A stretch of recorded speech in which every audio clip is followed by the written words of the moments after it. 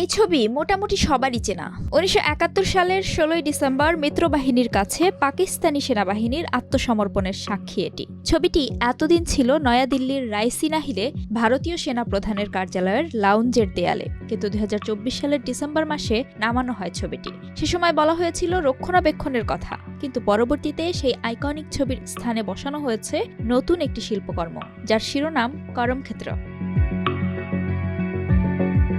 আর ১৯৭১ সালের পাকিস্তানের আত্মসমর্পণের সেই আইকনিক ছবিটি পাঠানো হয় মানেকশ কনভেনশন সেন্টারে।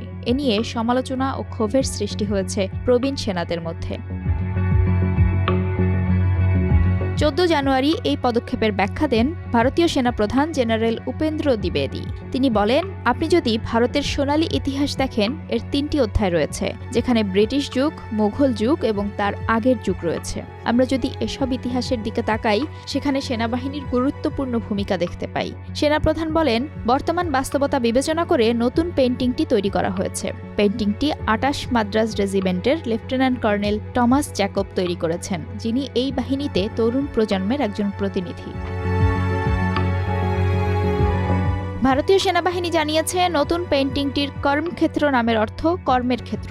এটি সেনাবাহিনীকে জাতির মূল্যবোধ এবং ধর্মরক্ষার অবতার হিসেবে চিত্রিত করে, প্রতিফলিত করে আধুনিক প্রযুক্তিগতভাবে উন্নত সমন্বিত শক্তিতে বাহিনীর বিবর্তনকে। পেইন্টিংটি লাদাখের প্যাংগং হ্রদের চারপাশে তুষারাবৃত পর্বত, হিন্দু ধর্মাবলম্বীদের ভগবান কৃষ্ণের রথ এবং হিন্দু রাষ্ট্রনায়ক এবং দার্শনিক চাণক্যকে দেখায়, যেগুলো প্রাচীনকাল থেকে এই বাহিনীর কৌশলগত জ্ঞানের প্রতিনিধিত্ব করে।